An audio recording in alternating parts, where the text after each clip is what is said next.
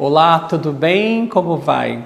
A importância da leitura, o estímulo e a participação dos pais nesse processo são muito importantes. O convidado de hoje, o escritor, professor e 25 milhões de informações, Josué Franco, vem falar um pouco mais sobre esse assunto com a gente. Mas a gente começa com aquele recadinho esperto para os homens, afinal estamos no Novembro Azul.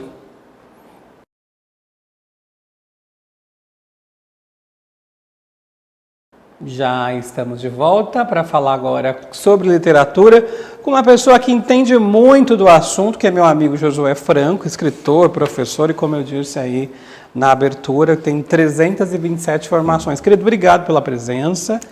Eu que agradeço o convite. Falar de literatura é sempre bom, né? Nossa, é uma delícia. Eu quero começar primeiro falando sobre o seu trabalho junto às escolas estaduais. O Josué, ele é responsável aí para coordenar as salas de leituras da DE, né, que é a Delegacia de Ensino aqui de Sertãozinho, que engloba as cidades de Sertãozinho, Pontal, da região aqui nossa.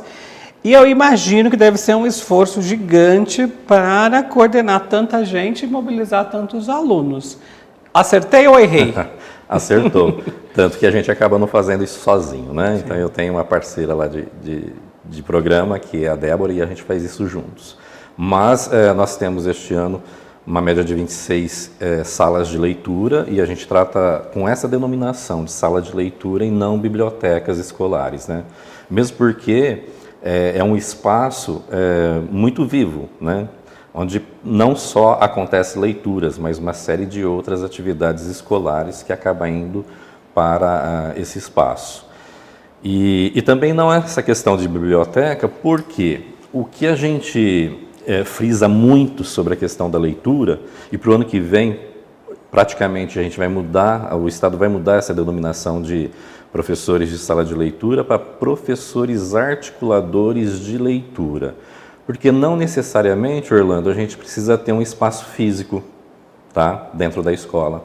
De repente eu não tenho lá o espaço físico para abrigar o material, mas eu tenho outros espaços que eles podem ser assim, espaços como um pátio, uma árvore, embaixo de uma árvore, onde este articulador de leitura vai estar fazendo este trabalho com os alunos. Perfeito. Ô Josué, a gente sabe que é um esforço gigante mobilizar os brasileiros para ler, isso é geral, né? Não estamos falando só de um grupo de alunos, por exemplo. E eu suponho que esse trabalho, ele vem, assim, é de suma importância para colocar o holofote, né, da necessidade de estimular os alunos à leitura. E aí a gente tem um outro agravante, que é a questão do celular, né? Sim. Muita gente passando muito tempo no celular, ao invés de folhear um bom livro, por exemplo, não é isso? Com certeza. Isso está sendo percebido por muitas pessoas, né, ligadas à educação, percebendo que o uso excessivo, eu não digo da tecnologia, que é diferente, né? Você usar a tecnologia para a educação e você usar celular para outras atividades, né? Então, por exemplo, dentro das escolas, foi percebido que esse uso excessivo do celular tem prejudicado e muito.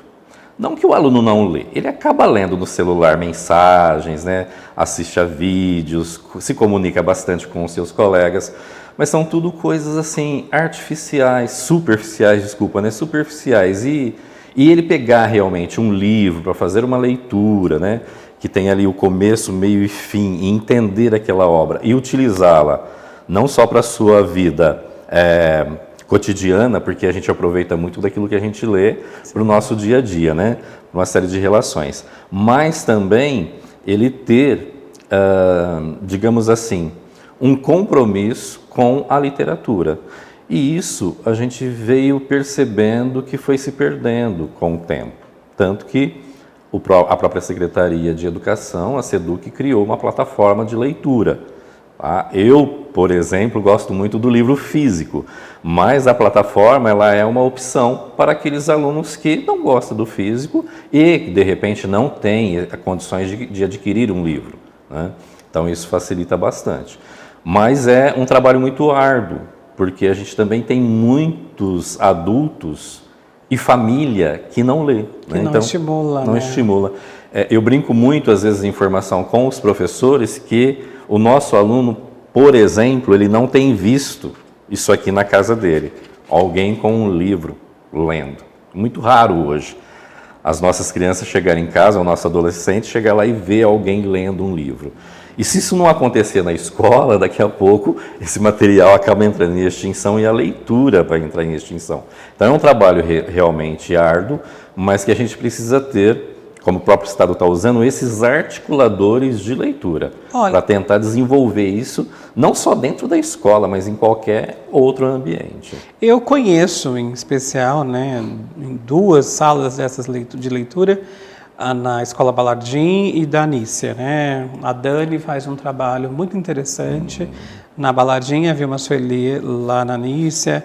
E eu vou falar da Balardim porque me chamou muita atenção da qualidade dos livros, né? Não que na Anícia não tenha, não é isso, mas eu fiquei encantado. Primeiro que o espaço é lindo lá, né? Assim, tudo de primeira, né? Ele não é muito amplo, né? Mas ele é aconchegante. Não, mas você parece que você está numa livraria de um shopping. Sim. Eu tive essa sensação, assim, estou compartilhando com você.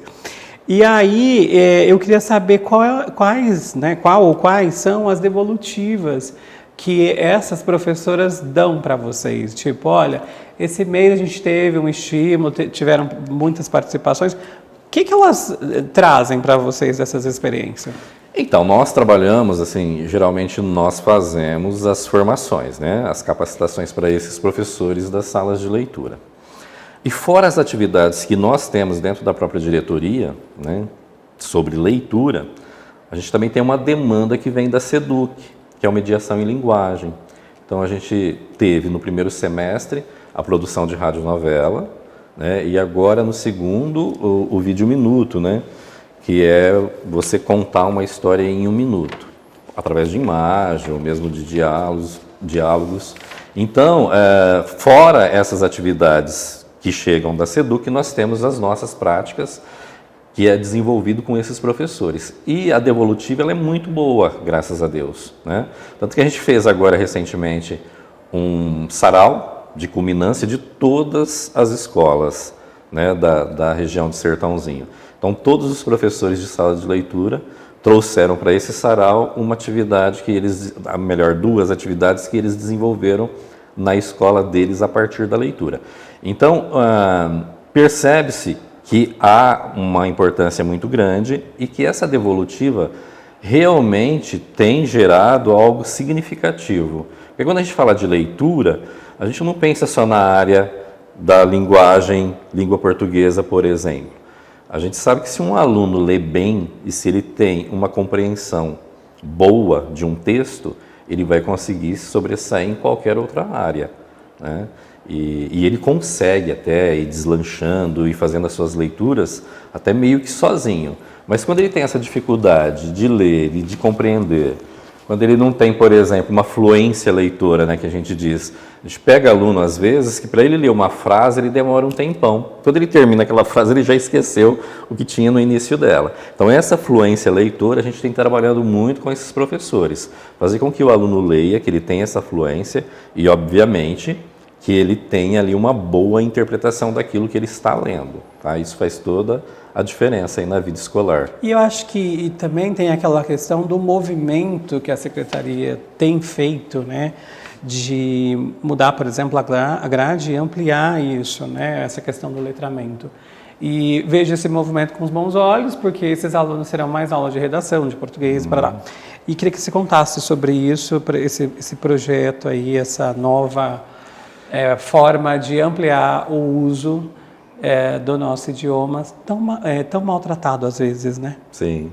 Então, para o ano de 2025, a proposta é que a demanda tenha aumentado, então a proposta é que também a gente tenha um número maior de professores se dedicando a essa questão da leitura, né? E esses professores receberão o nome de articuladores de leitura. Provavelmente nós teremos um por período, tá? Então a gente vai ter lá uma jornada de 20 horas, para uma escola que tem um período da manhã, um professor, a escola que tem um período da tarde, mais um professor, e quem tem o noturno, mais um professor. Então percebe que a gente vai ter escolas com 3 articuladores de leitura.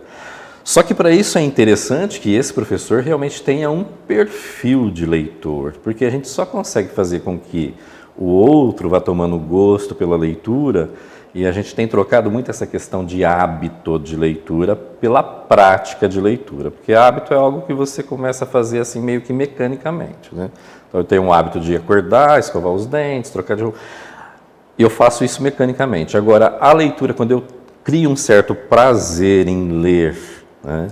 E o mais interessante que a gente sempre propõe assim para os professores trabalharem com os alunos, que a partir daquilo que ele leu, que ele conte, que ele faça ali uma narrativa. Então a gente até teve um festival de narrativas.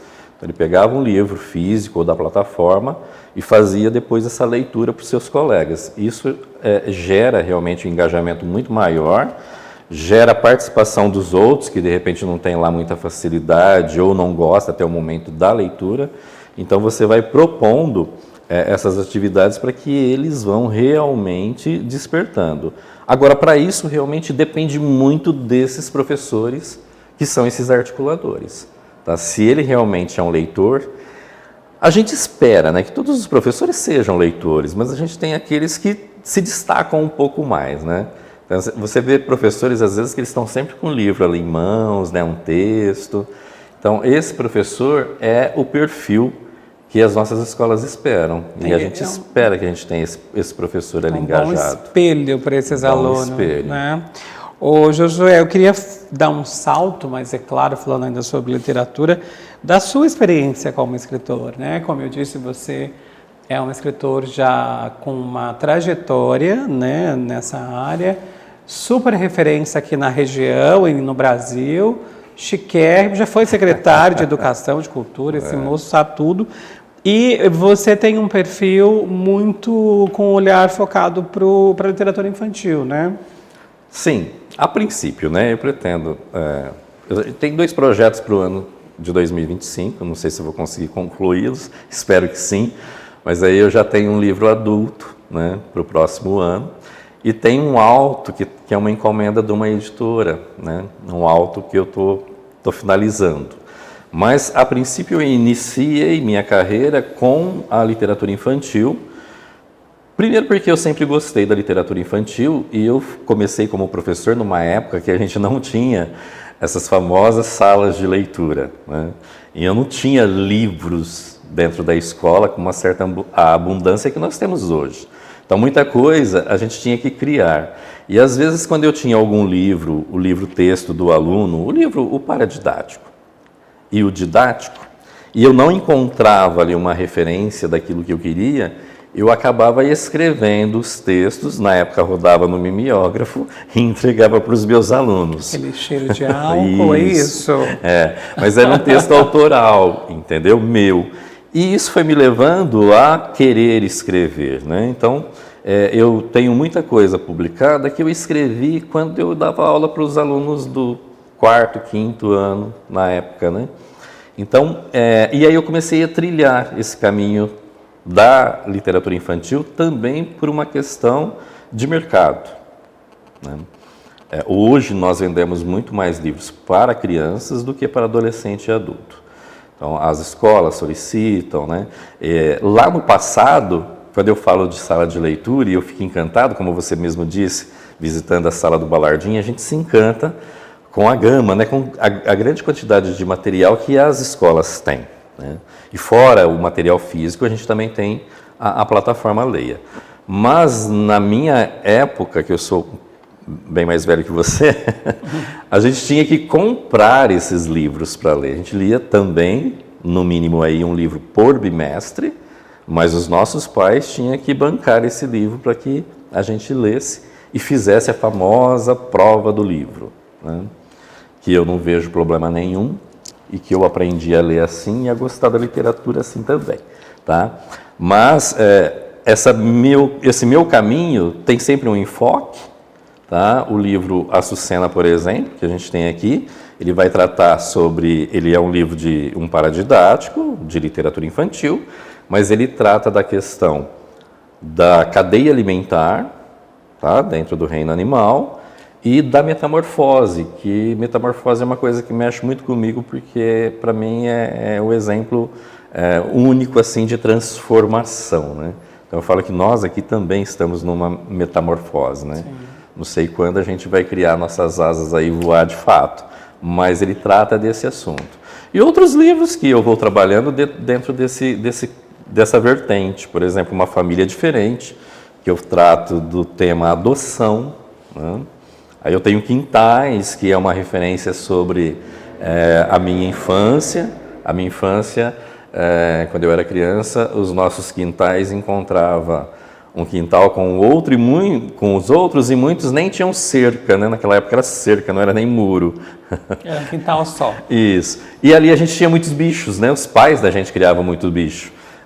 Pato, galinha, jabuti. E aí, baseado nesses bichos, eu fui criando alguns poemas, né? Rimados. E uso muito a ilustração, como o origami. Às vezes eu trabalho com origami, com recorte colagem. Então, isso chama muita atenção das crianças, né? Nesse aspecto de cor, de imagem, de sonoridade. Parte dessas obras, né, está aqui, né, com a gente. Josué falou algumas delas. Esse é o mais recente, né, Josué? Isso. Vou mostrar aqui um pouquinho para vocês aí de casa terem a dimensão do que ele falou. Nesse livro ele fala sobre a questão da adoção. Achei tão bonitinho uma imagem aqui, que ele contou a história do sapo os sapos, né, que tentam adotar esse pintinho perdido. Ô Josué, você tem 12 livros, é isso? Isso, 12 livros publicados. O escritor, ele é um sonhador também, né? Com certeza. Eu acho que uma boa parte do que está no livro é aquilo que a gente sonha. E pode até ser assim, algo que muitos escritores já disseram, né? Eu fui alimentado com contos de fadas, fui alimentado com poemas. A minha casa não era uma casa de leitores. Eu sou o 7º filho, né, lá da minha família, e não era uma casa de leitores. Mas eu me recordo ainda do meu pai comprando a primeira coleção de livros, né, que eu sonhava em ter. Então, me recordo disso. E era uma coleção de contos mesmo, de fadas. Eu era criança, e aí eu imaginava, tudo aquilo que eu lia, eu imaginava aquilo acontecendo no meu dia a dia, onde eu morava. E às vezes algumas crianças perguntam assim, onde você busca inspiração para alguns personagens? Eu busco nesses sonhos aí da vida do dia a dia. Então, de repente, eu estou saindo daqui, vejo uma pessoa, de repente, com uma roupa diferente, um jeito de falar diferente, né? Então eu vou buscando isso e vou transformando essas pessoas em personagens. Mas aquilo que a gente coloca realmente no livro são os nossos sonhos, aquilo que de repente até mesmo você não conseguiu realizar aqui, né? Você acaba jogando, transferindo isso para a obra. De mais importante, o que de mais importante a literatura te ensinou? A convivência, né? Eu, às vezes, sou muito observador em relação às pessoas, como que elas agem. Eu gosto de pessoas muito práticas, às vezes, sabe? Isso chega a ser um problema, né? Principalmente nos dias de hoje. Sim. Porque muitas pessoas, para realizar uma atividade, ela demora muito, né? Dá uma volta gigante. Isso, então eu já sou muito da praticidade, né? E a literatura me ajuda a entender essas pessoas, porque eu levo essas pessoas também para a questão de personagens, né? Como que é esse personagem? Por que ele é um pouco mais lento? Por que esse é um pouco mais acelerado, né? Então, escrever, para mim, é muito de uma terapia mesmo. É colocar... Libertador. É colocar ali no papel, de repente, aquilo que eu não consigo resolver no dia a dia com as pessoas e entender melhor, né, as pessoas nesse aspecto. Olha, para quem está nos vendo, né, e quer, de alguma maneira, ter acesso às obras ou acompanhar você um pouco mais, tem um canal, tem um Instagram? Então, eu deveria me dedicar um pouquinho mais a isso. Falta um pouco de tempo, né? Mas eu prometo que para o ano que vem até há uma cobrança das 3 editoras que eu trabalho em relação a isso, né? Eles já me cobraram várias vezes. Eu tenho um canal que se chama Josué Franco Escritor, tem algumas coisas lá. No Instagram, Josué. No Instagram, no YouTube, Josué Franco Escritor, no Instagram também, Josué Ah. Franco Escritor. E lá as Tá? pessoas podem acompanhar um pouco. Pode acompanhar um pouco daquilo que a gente desenvolve aí no dia a dia, mas falta muita coisa lá, precisa ser alimentar, né, também essas redes. E na Amazon você encontra livros para adquirir. Perfeito. Na Travessa também você encontra livros para adquirir, tá? Ou direto com as editoras. Muitas escolas que adotam, eles entram direto com a editora, que aí fica até mais em conta, né? Fica bem mais barato. As editoras que você se refere é a Nova América. A Souilo e a Mercúrio Jovem, Uau, que é de São muito Paulo. interessante, viu? Parabéns aí pela obra. Que bom que nós temos aqui na nossa região pessoas como você, dedicada à literatura e a levar essas informações para mais pessoas. Para a criança, que é um público muito interessante, porque é ali que eles também conseguem, né, ter essa prática da leitura. É a base, né? Eu falo que nunca é tarde, porque a gente consegue desenvolver essa prática da leitura em adultos, né? Mas a base ali é a infância. Infelizmente, eu bato muito nessa tecla, isso eu coloco muito em redes sociais, que é esse uso demasiado da tecnologia, do celular, que você sai para almoçar, jantar, você vê ali a criança já com a telinha, né? Então ele não está prestando atenção. E até esses dias eu falei para uma amiga, né? Mas tem pais que dizem assim, mas o que essa criança vai ficar fazendo ali com a gente, né? Vai ouvir o que a gente está falando, vai se entediar daquilo ali, vai pensar no que eu poderia estar fazendo. A questão é que o uso excessivo da tecnologia, do celular, ela está matando esse poder de criação, de inventar, da fantasia. Vou fazer uma pergunta extremamente cunho pessoal. Com seu filho, você tem feito esse movimento? Então, não é fácil, eu sei que não é fácil. O que a gente tem? A gente tem alguns momentos que ele pode estar usando, eles gostam muito de jogos, né? Meu filho gosta muito de videogame, né? De jogar mesmo. De rede social nem tanto, porque ele tem 11 anos para 12, mas ele gosta muito de jogar. Mas, por exemplo, você tem que criar situações e fazer alguns combinados. E isso dá um trabalhão para os pais também, né? Porque, por exemplo, você não vai jogar agora, tá? Não vou jogar, o que eu vou ficar fazendo? Então, morando em Ribeirão, para mim fica mais tranquilo, que assim, a gente tem muitas atividades culturais no SESC, né? Tem vários teatros, né? Então dá para você levar numa livraria. Então há essa possibilidade, mas você tem que se preparar para isso. Ou mesmo para fazer uma brincadeira, para sentar e brincar com alguma coisa. Você tem que estar disponível para isso. E a gente sabe que hoje muitos pais, eles não querem ter esse trabalho, né? Também, às vezes com uma carga horária de trabalhar de segunda a sexta, chega no sábado e domingo, ele acaba querendo ficar no celular dele, né? E aí a criança acaba ficando sozinha, né, com o celular. Então, isso é urgente que se faça isso, que a família comece a fazer isso, só que você tem que realmente se organizar, para que você tenha esses momentos, né, de criação de memória afetiva com os seus filhos. E eu falo que criar uma memória afetiva positiva é muito tranquilo. Tirar para fazer um suco junto, tomar um café, preparar um bolo, né? Isso vai ficar para a vida inteira dessa criança.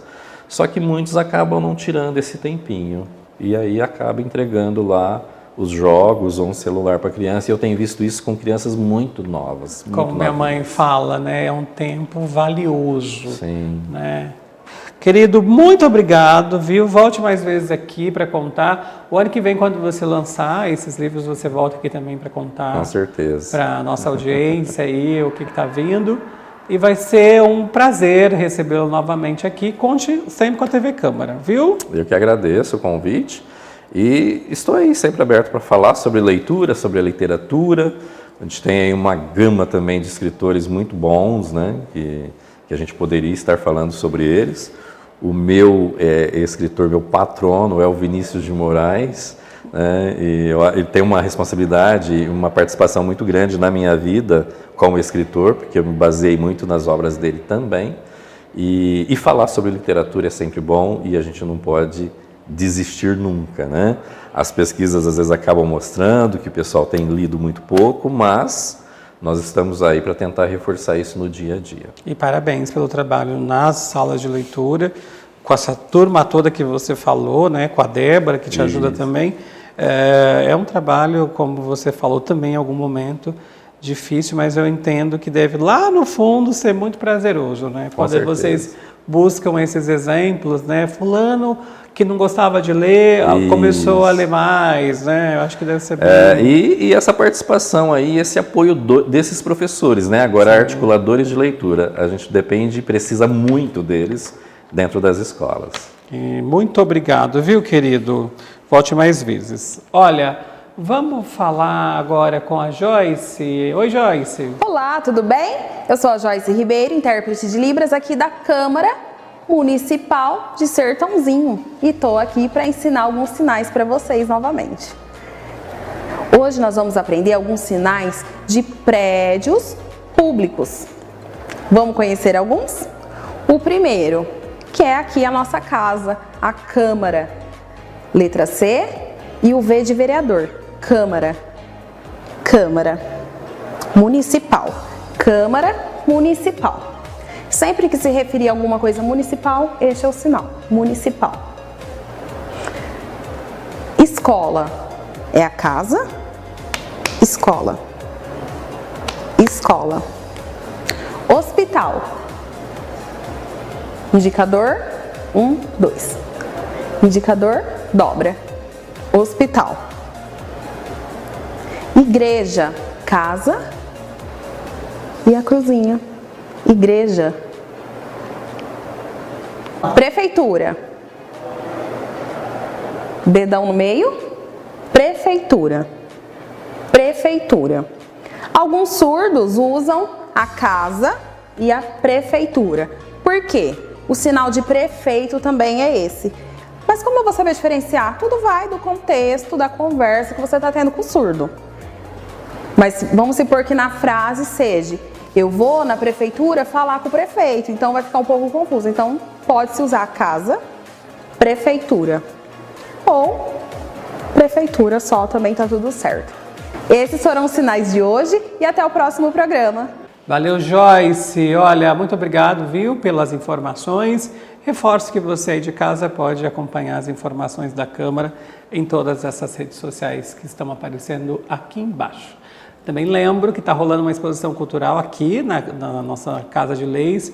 Você pode conferir até o dia 4 de dezembro. É de graça, é só chegar aqui, colar na Egílcio Siquieri, 1289. A gente se vê no próximo programa. Um beijo, um queijo. Até lá.